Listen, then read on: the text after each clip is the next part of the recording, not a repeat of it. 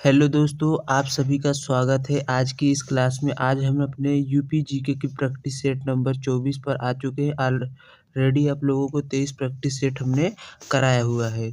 तो कैसे हैं आप लोग? आशा करते हैं आप लोग अच्छे होंगे, अच्छे से अपनी स्टडी कर रहे होंगे।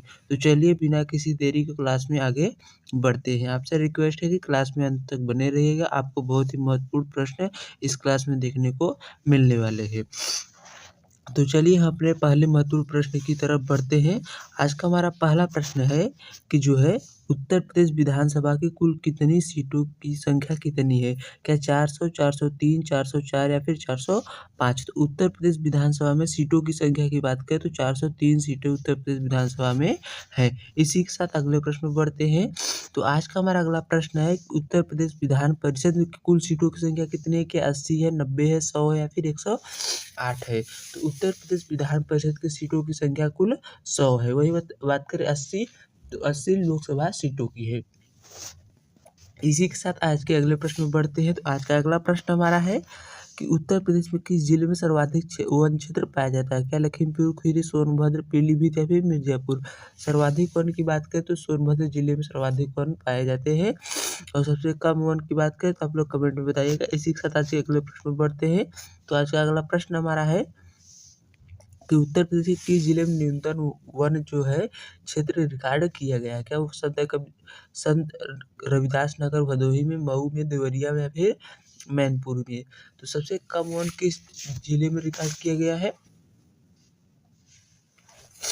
तो बात करें सबसे कम वन जो है न्यूनतम वन क्षेत्र वो भदोही संत रविदास नगर में रिकॉर्ड किया गया है, जो कालीन नगरी के रूप में प्रसिद्ध है। यहीं पर जो सीतामढ़ी नामक धार्मिक स्थल भी अवस्थित है।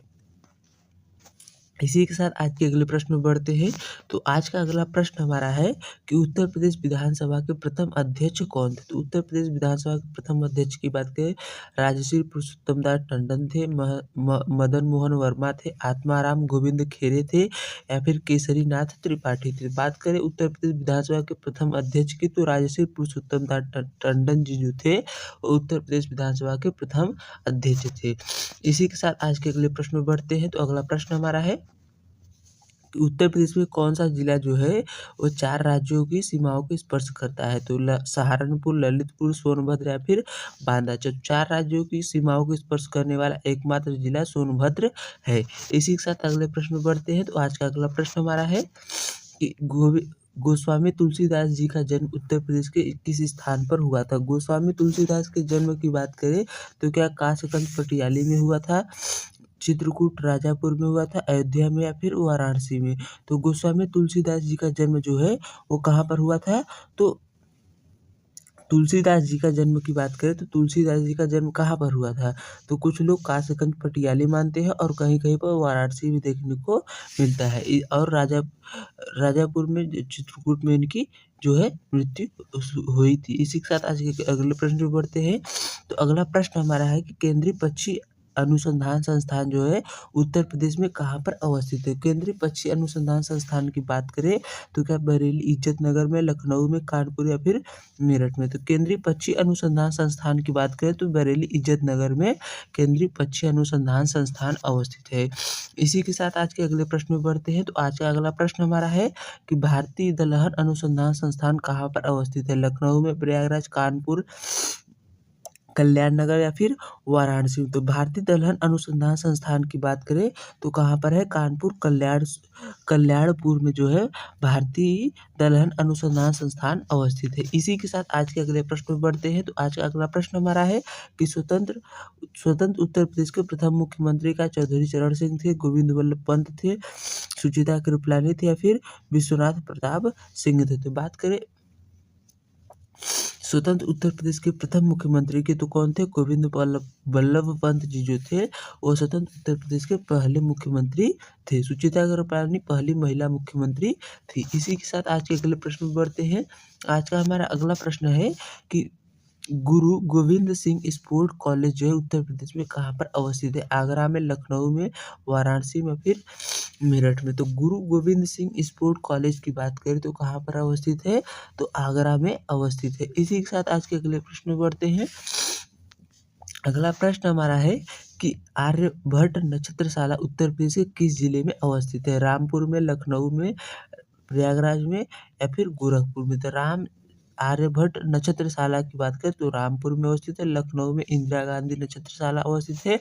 इसी के साथ आज के अगले प्रश्न में पढ़ते हैं। तो अगला प्रश्न हमारा है कि प्रसिद्ध बेगम समूर चर्च जो है उत्तर प्रदेश के किस शहर में अवस्थित है? तो बेगम सरूर चर्च की बात करें, क्या आगरा में है, मेरठ सरधना में है, कानपुर में या फिर लखनऊ में?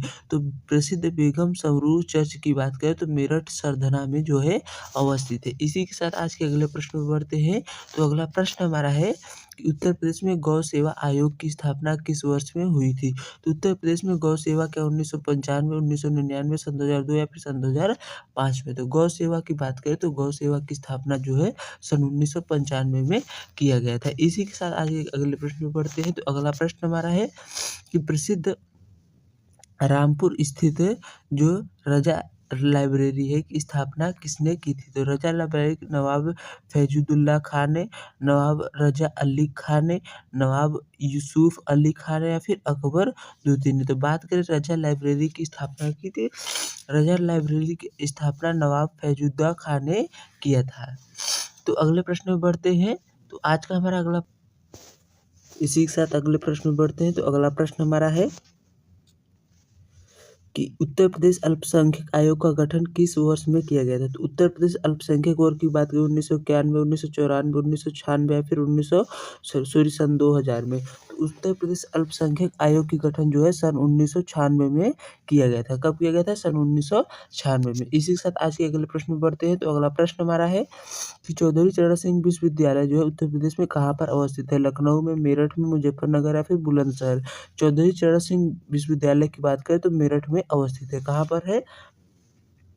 तो चौधरी चरण सिंह विश्वविद्यालय आपके मेरठ में अवस्थित है। इसी के साथ आज के अगले प्रश्न में बढ़ते हैं। तो आज का अगला प्रश्न हमारा है कि ऐतिहासिक कालिंजर का किला उत्तर प्रदेश के किस जिले में अवस्थित है?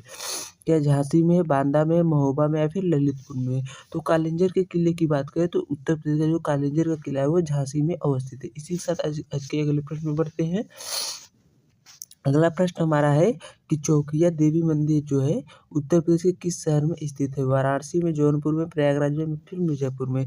तो चौकिया देवी के मंदिर की बात करें तो कहाँ पर अवस्थित है? वाराणसी में अवस्थित है। कहाँ पर? चौकिया देवी मंदिर जो है, जिसे शीतला माता मंदिर भी कहते हैं, इसे तो कहाँ पर चौकिया देवी मंदिर अवस्थित है? तो आपके उत्तर प्रदेश के वाराणसी जिले में अवस्थित है। इसी के साथ आज के अगले प्रश्न में बढ़ते हैं। तो अगला प्रश्न हमारा है कि उत्तर प्रदेश राज्य नियोजन संस्थान कहाँ पर स्थित है? तो नियोजन संस्थान की बात करें प्रयागराज में, लखनऊ में, कानपुर या फिर नोएडा में? तो जो है नियोजन संस्थान है आपके लखनऊ में अवस्थित है। कहाँ पर है? लखनऊ में। इसी के साथ अगले प्रश्न में बढ़ते हैं। तो आज का अगला प्रश्न हमारा है कि उत्तर प्रदेश राज्य खनिज विकास निगम की स्थापना किस वर्ष में हुई थी? 1970 में, 1974 में, 1980 या फिर 1985 में? तो इस प्रश्न का जवाब आप लोग हमें कमेंट के माध्यम से होमवर्क में देंगे। इसी के साथ अगले प्रश्न में बढ़ते हैं। तो आज का हमारा अगला प्रश्न है कि उत्तर प्रदेश का प्रथम सौर शहर किसे घोषित किया गया? तो सौर शहर की बात करें वाराणसी को, अयोध्या को, आगरा का या फिर लखनऊ को? तो उत्तर प्रदेश का प्रथम सौर शहर जो है वो किसको घोषित किया गया है? तो प्रथम सौर शहर की बात करें तो लखनऊ को जो है प्रथम सौर शहर घोषित किया गया। इसी के साथ आज के अगले प्रश्न में बढ़ते हैं। तो अगला प्रश्न हमारा है कि हरिश्चंद्र अनुसंधान संस्थान जो उत्तर प्रदेश के किस जिले में अवस्थित है? लखनऊ में, प्रयागराज में, कानपुर में या फिर वाराणसी में? तो हरिश्चंद्र अनुसंधान संस्थान की बात करें तो आपके लखनऊ में अवस्थित है। इसी के साथ आज के अगले प्रश्न में बढ़ते हैं। अगला प्रश्न हमारा है कि भारतीय सब्जी अनुसंधान कहाँ पर अवस्थित है? लखनऊ में, वाराणसी, शाहजहांपुर में, मेरठ में या फिर आगरा में? तो भारतीय सब्जी अनुसंधान संस्थान आपके वाराणसी, शाहपुर में अवस्थित है। इसी के साथ आज के अगले प्रश्न पर बढ़ते हैं। अगला प्रश्न हमारा है कि उत्तर प्रदेश का प्रथम वन्यजीव अभ्यारण्य कौन सा है? क्या दुधवा है, चंद्रप्रभा चंदौली है, कतनिया घाट है, फिर हस्तिनापुर है? तो उत्तर प्रदेश का प्रथम वन्यजीव अभ्यारण्य चंद्रप्रभा चंदौली है। इसी के साथ आज के अगले प्रश्न में बढ़ते हैं। तो अगला प्रश्न हमारा है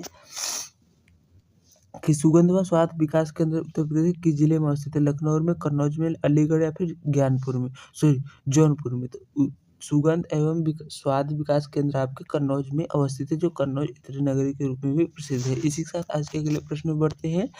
अगला प्रश्न हमारा है कि महारानी लक्ष्मीबाई मेडिकल कॉलेज उत्तर प्रदेश में किस शहर में अवस्थित है? आगरा में, झांसी में, ग्वालियर में, फिर कानपुर में। तो महारानी लक्ष्मीबाई कॉलेज जो है वह झांसी में अवस्थित है। इसी के साथ आज के अगले प्रश्न में बढ़ते हैं। अगला प्रश्न हमारा है कि महात्मा बुद्ध ने अपना पहला उपदेश धर्मचक्र प्रवर्तन कहाँ दिया था? कुशीनगर में, सारनाथ, वाराणसी में, श्रावस्ती में, फिर बोधगया में। तो महात्मा बुद्ध ने अपना पहला उपदेश जो है सारनाथ, वाराणसी में दिया था, जिसे धर्मचक्र प्रवर्तन कहते हैं। कुशीनगर में इनका महापरिनिर्वाण, श्रावस्ती में सर्वाधिक उपदेश दिए थे, बोधगया में इनको ज्ञान की प्राप्ति हुई थी। इसी के साथ आज के अगले प्रश्न में बढ़ते हैं। तो अगला प्रश्न हमारा है कि उत्तर प्रदेश में आधुनिक आईटी सिटी का विकास किस शहर में किया गया था? आधुनिक आईटी सिटी का नोएडा में है, लखनऊ चक गजिया में है, कानपुर या फिर ग्रेटर नोएडा में। तो आधुनिक आईटी सिटी का विकास जो है लखनऊ चक गजरिया में किया गया है। इसी के साथ अगले प्रश्न में बढ़ते हैं। तो अगला प्रश्न हमारा है ऐतिहासिक शहर कपिलवस्तु वर्तमान में किस जिले के अंतर्गत आता है? तो बात करें कपिलवस्तु की, तो वर्तमान में किस जिले में आता है? कुशीनगर, सिद्धार्थनगर, महाराजगंज या फिर बस्ती में। तो यह आपके सिद्धार्थनगर में आता है। इसी के साथ आज के अगले प्रश्न में बढ़ते हैं। अगला प्रश्न हमारा है कि उत्तर प्रदेश जल विद्युत निगम लिमिटेड की स्थापना किस वर्ष में हुई? 1970, 1980, 1985 या फिर सन 2000 में। तो उत्तर प्रदेश जल विद्युत निगम लिमिटेड की स्थापना 1985 में हुई थी। इसी के साथ आज के अगले प्रश्न में बढ़ते हैं। तो आज का अगला प्रश्न हमारा है कि उत्तर प्रदेश का कौन सा जिला जो है सजर पत्थर यानी सजर स्टोन हस्तशिल्प के लिए प्रसिद्ध है? बांदा, महोबा, झांसी या फिर हमीरपुर। तो सजर पत्थर के लिए कौन सा जो है, तो जो हमीरपुर है ये सजर पत्थर के लिए प्रसिद्ध है। इसी के साथ आज के अगले प्रश्न में पढ़ते हैं। तो अगला प्रश्न हमारा है कि doctor Ambedkar institute of technology for handicap Lucknow में, कानपुर में, आगरा में, फिर वाराणसी में। तो doctor Ambedkar institute of technology for handicap आपके कानपुर में अवस्थित है। इसी के साथ आज के अगले प्रश्न में बढ़ते हैं। आज का अगला प्रश्न हमारा है कि उत्तर प्रदेश में ओबराज ताप विद्युत संयंत्र की स्थापना किस देश के सहयोग से की गई थी? जर्मनी, जापान, सोवियत संघ, रूस या फिर अमेरिका। तो ओबराज ताप विद्युत संयंत्र की स्थापना सोवियत संघ, रूस के सहयोग से किया गया था। इसी के साथ आज के अगले प्रश्न में बढ़ते हैं। तो अगला प्रश्न हमारा है कि प्रसिद्ध सैयद सालार मसूद गाजी की दरगाह उत्तर प्रदेश में कहाँ पर स्थित है? बहराइच में, बाराबंकी में, फतेहपुर सीकरी में या फिर आगरा में। तो प्रसिद्ध सैयद सालार मसूद की गाजी का दरगाह की बात करें तो कहाँ पर अवस्थित है? तो सैयद सालार गाजी की जो है वह आपके बहराइच में अवस्थित है। इसी के साथ आज के अगले प्रश्न में बढ़ते हैं। तो अगला प्रश्न हमारा है उत्तर प्रदेश की सबसे पश्चिमी जिला कौन सा? सबसे पश्चिमी जिला शामली है, सहारनपुर है, बागपत है, फिर नोएडा है। सबसे पश्चिमी जिला की बात करें तो शामली जो है सबसे पश्चिमी है, सोनभद्र जो है सबसे दक्षिणी है, पूर्वी की बात करें सबसे पूर्वी क्या है आपका जो है वो बलिया जिला है। इसी के साथ आज के अगले प्रश्न में बढ़ते हैं। तो अगला प्रश्न हमारा है कि उत्तर प्रदेश के किस जिले को चाकू का नगर कहते हैं? तो अलीगढ़ को, रामपुर को, मेरठ को या फिर बरेली को। चाकू का नगर रामपुर को कहा जाता है, अलीगढ़ को ताला नगरी, मेरठ को क्रीड़ा राजधानी, बरेली को बांस नगरी कहते हैं। इसी के साथ अगले प्रश्न में बढ़ते हैं। अगला प्रश्न हमारा है कि बटेश्वर मेला उत्तर प्रदेश के किस शहर में आयोजित होता है? आगरा में, वाराणसी में, प्रयागराज में, फिर अयोध्या में। तो बटेश्वर मेला की बात करें तो ये आपके आगरा में आयोजित होता है। इसी के साथ आज के अगले प्रश्न में बढ़ते हैं। तो अगला प्रश्न हमारा है कि उत्तर प्रदेश में हिंडाल्को एल्युमिनियम उद्योग कहाँ पर अवस्थित है? ओबरा में, रेणुकूट, सोनभद्र, चिनहट में या फिर सहीलाबाद में। तो जो हिंडाल्को है रेणुकूट, सोनभद्र में अवस्थित है। इसी के साथ आज के अगले प्रश्न में बढ़ते हैं। अगला प्रश्न हमारा है कि उत्तर प्रदेश में तेल शोधक कारखाना कहाँ पर स्थित है? तो तेल शोधक कारखाने की बात करें आगरा में है, मथुरा में है, कानपुर में या फिर झांसी में। तो तेल शोधक कारखाना आपके मथुरा में अवस्थित है। इसी के साथ अगले प्रश्न में बढ़ते हैं। तो आज का हमारा अगला प्रश्न है कि उत्तर प्रदेश के किस जिले को जो है प्रसिद्ध चौरी चौरा घटना हुई? देवरिया, कुशीनगर, गोरखपुर या फिर महाराजगंज में। तो प्रसिद्ध चौरी चौरा घटना जो है गोरखपुर शहर में हुई थी। इसी के साथ आज के अगले प्रश्न में बढ़ते हैं। तो अगला प्रश्न हमारा है कि प्रसिद्ध ताज महोत्सव का आयोजन आगरा में किस महीने में होता है? जनवरी में, फरवरी, मार्च या फिर नवंबर में। तो प्रसिद्ध ताज महोत्सव जो है फरवरी महीने में आयोजित होता है। इसी के साथ आज के अगले प्रश्न में बढ़ते हैं। अगला प्रश्न हमारा है, एक सेकेंड, कि प्रसिद्ध जो है उत्तर प्रदेश का आधुनिक राजकीय पुष्प कौन-सा है? तो राजकीय पुष्प क्या कमल है, पलाश यानी टेंसु है, गेंदा है या फिर गुलाब है? तो राजकीय पुष्प की बात करें पलाश यानी टेंसु जो है राजकीय पुष्प है। इसी के साथ आज के अगले प्रश्न में बढ़ते हैं। तो अगला प्रश्न हमारा है कि उत्तर प्रदेश सरकार ने किस वर्ष उत्तर प्रदेश दिवस मनाने की शुरुआत की थी? उत्तर प्रदेश दिवस सन 2015 में, सन 2017 में, सन 2018 में, सन 2020 में। उत्तर प्रदेश दिवस जो सन 2018 में मनाने की शुरुआत किया गया था। इसी के साथ आज के अगले प्रश्न में बढ़ते हैं। तो अगला प्रश्न हमारा है कि 2011 की जनगणना के अनुसार यूपी के किस जिले में लिंगानुपात सर्वाधिक था? आजमगढ़ में, जौनपुर में, देवरिया फिर प्रतापगढ़ में। तो सर्वाधिक लिंगानुपात जो था जौनपुर में था। इसी के साथ अगले प्रश्न में बढ़ते हैं। अगला प्रश्न हमारा है कि उत्तर प्रदेश का सबसे बड़ा जनजातीय समूह कौन-सा है? थारू है, गोंड है, बुक्सा या फिर खरपतवार है? सबसे बड़ा जनजातीय समूह तो है गोंड है। और बात करें जो है सबसे बड़ा जनजातीय समूह है। वो थारू जनजाति गोरखपुर के तराई क्षेत्रों में निवास करता है। इसी के साथ आज के अगले प्रश्न में बढ़ते हैं। अगला प्रश्न हमारा है केंद्रीय औषधि अनुसंधान संस्थान कहाँ पर स्थित है? कानपुर में, लखनऊ में, आगरा में फिर वाराणसी में। तो केंद्रीय औषधि अनुसंधान संस्थान की बात करें तो लखनऊ में अवस्थित है। इसी के साथ आज के अगले प्रश्न में बढ़ते हैं। अगला प्रश्न हमारा है कि उत्तर प्रदेश के और भारत की प्रथम महिला राज्यपाल सुचेता कृपलानी, सरोजिनी नायडू, विजयलक्ष्मी पंडित एंड एनी बेसेंट थी। तो उत्तर प्रदेश की पहली महिला राज्यपाल जो थी सरोजिनी नायडू जी थी। सुचेता कृपलानी उत्तर प्रदेश की पहली महिला मुख्यमंत्री थी। इसी के साथ आज के अगले प्रश्न बढ़ते हैं। तो अगला प्रश्न हमारा है कि क्षेत्रफल की दृष्टि से उत्तर प्रदेश का सबसे छोटा जिला है भदोही, हापुड़, शामली या फिर गौतम बुद्ध नगर। सबसे छोटे जिले की बात करें तो हापुड़ जो है सबसे छोटा जिला है। इसी के साथ अगले प्रश्न में बढ़ते हैं। तो अगला प्रश्न हमारा है कि नेशनल इंस्टीट्यूट ऑफ बायोलॉजिकल कहाँ है? लखनऊ में, नोएडा में, कानपुर या फिर प्रयागराज में। तो इस प्रश्न का भी जवाब आप लोग हमें कमेंट बॉक्स में दे देंगे।